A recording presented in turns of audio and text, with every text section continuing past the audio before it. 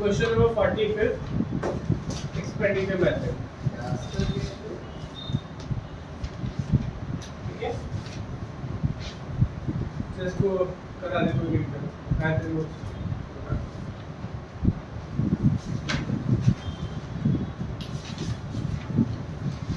Find out net exports from the following. ढूंढना क्या question में हमने नेट एक्सपोर्ट्स। बेटा नेट एक्सपोर्ट्स मतलब हमारा import minus export. We know that in expenditure method GDP at MP is equal to private final consumption expenditure plus government final consumption expenditure plus gross domestic capital formation plus net exports. तो होगा क्या इस question में, पहले GDP निकल आएगी और इस वैल्यू को हमने डिटरमाइन करना, ऐसे होगा। तो क्वेश्चन में वैल्यू ढूंढते जो हमें इन सब का सब पार्ट है तो हम नीचे लिख लेंगे फॉर्मूला। बेसिकली जीडीसीएफ का ही होता है फॉर्मूला, बाकी सबका तो होता ही नहीं है। जीडीसीएफ का फॉर्मूला क्या होता है, that is equal to gross fix capital formation या नेट फिक्स कैपिटल फॉर्मेशन होता है Plus fixed investment.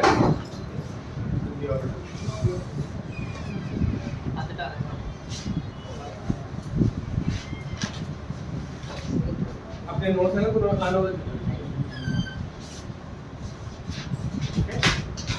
तो बेसिकली फॉर्मूलाज के अंदर सब फॉर्मूलाज है, वो क्वेश्चन में जो रिक्वायर्ड होगा वो लगवाएंगे। ठीक है, चलो अब आइटम बोलना स्टार्ट कर। सबसे पहले Government final consumption expenditure. कितना है बेटा, Plus 70. 70। उसके बाद next Indirect taxes. Indirect taxes, ये एडिशनल इंफॉर्मेशन है। और सब्सिडी भी गिवन है 18 माइनस करके इनडायरेक्ट टैक्सेस कितने हैं सर 90 और सब्सिडी 18 अब यहाँ पे लिखो 90, दैट इज 90 माइनस 18 कितना आ गया 72 72। लाना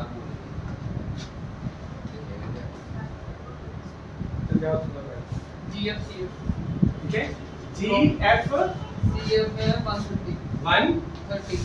अब जीएफसीएफ दिया है, ये है बेटा, ये एफ और डी का फर्क है। तो देखो हमें लगता है कहीं बार पढ़ने में ना पढ़ने पड़ते हैं, ये डोमेस्टिक कैपिटल फॉर्मेशन है, फिक्स कैपिटल फॉर्मेशन है।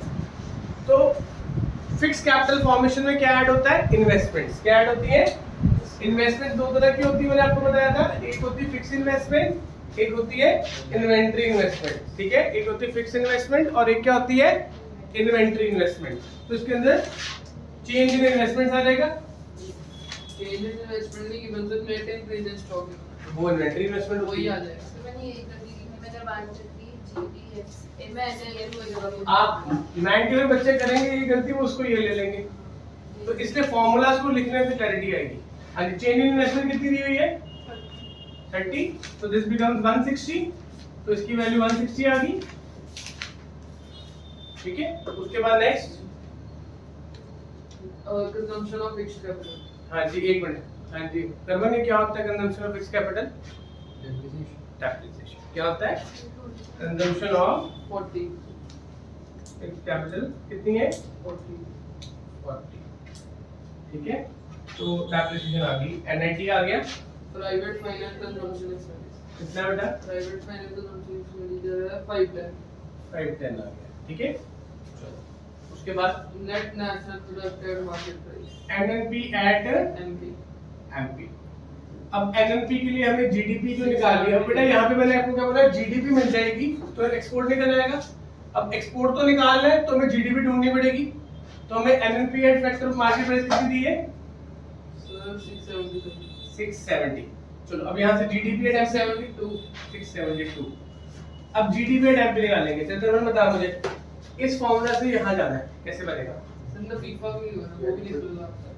गिवन है लास्ट कितना है फीफा -8 माइनस फ्रॉम अब्रॉड है तो ऐसे ही रहने देना है। इसका मतलब ये एक्चुअल में टू अब्रॉड है, -8 दिया, इसका मतलब एक्चुअल में क्या है टू अब्रॉड। तो कई बार टीचर्स या बच्चे क्या करते हैं, उसको -8 की जगह टू अब्रॉड लिख देते हैं। एक सेट में नफीफा -8 आएगा, एक सेट में +8 आ जाएगा। एक में माइनस उसमें एक में 2 लिखा होगा, एक में फ्रॉम लिखा होगा, या दोनों में फ्रॉम लिख के एक में प्लस होगा एक में माइनस होगा। बच्चे आपस में डिस्कस करते हैं, गलती कर जाते हैं। ठीक है ना, हाँ करो बोलो बेटा। हमने ये स्टार्टिंग पॉइंट है, ये एंडिंग पॉइंट है, यहाँ से यहाँ जाना है, क्या प्लस माइनस होगा बता।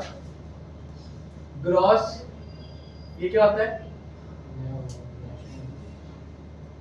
नहीं एन क्या होता है? एन कर ला पूरा नेशनल का। सोनी क्या होता है? Net national net. ग्रॉस से नेट जाने के लिए क्या करते हैं? ग्रॉस से नेट माइनस क्या माइनस होता है? NIT एनआईटी होता है। अभी याद नहीं ना, वो देखो पेपर है ना मंडे को। हाँ जी सचिन, ग्रॉस से नेट जाने डेप्रिसिएशन माइनस होती है। क्या माइनस होती है? डेप्रिसिएशन। ग्रॉस से नेट जाने के लिए क्या होगा? डेप्रिसिएशन माइनस होगी, ठीक है। उसके बाद ये डी क्या है? हाँ जी सोनी, डोमेस्टिक डोमेस्टिक से ये वाला एन क्या है? नेशनल डोमेस्टिक से नेशनल जाने के लिए क्या होगा?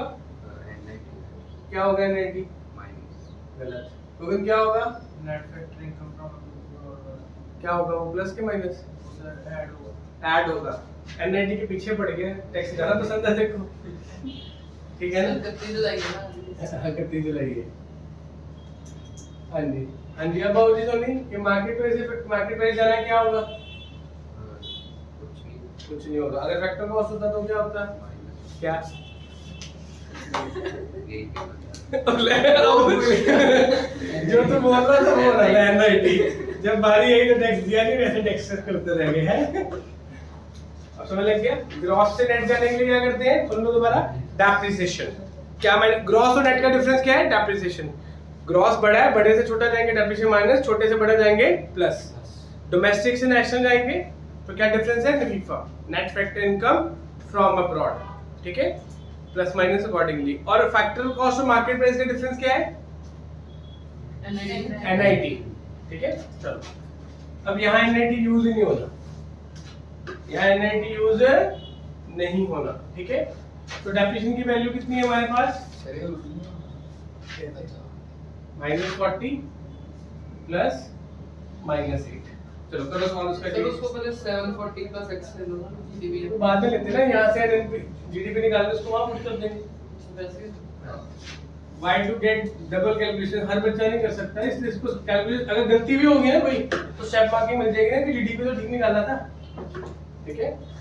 जीडीपी एट एमपी कितना होगा? 672 प्लस 48 कितना आ गया? 720। वेट एक मिनट, ठीक है। नाउ वी नो, उसमें जीडीपी पुट कर देंगे। GDP at MP is equal to, that is private final consumption expenditure plus government final consumption expenditure plus gross domestic capital formation plus net export. इसकी value आ गई 720, private वाले की आएगी 510, government वाले की आएगी 70, तीसरी की आएगी 160 और ये नेट एक्सपोर्ट्स हमारा निकल आएगा, ठीक है। ये कितना किया गया है? 740। तो net exports is equal to 720 minus 740, उसको तो -20, it means net imports what 20 crore है कि लाख है? 20 लाख करोड़ आर देयर। ये लास्ट में एक लाइन जरूर लिखनी है, क्योंकि नेट माइनस में आया ना, प्लस में आता तो क्या था? एक्सपोर्ट। चलो इसके बाद